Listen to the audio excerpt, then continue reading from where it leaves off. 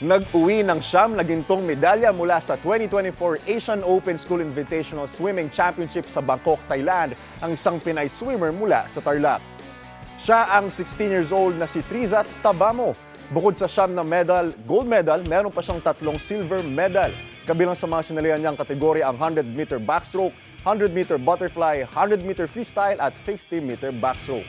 Inaalay ni Triza ang kanyang panalo sa kanyang mga magulang, coaches at lahat ng tumulong sa kanya na makasali sa kompetisyon.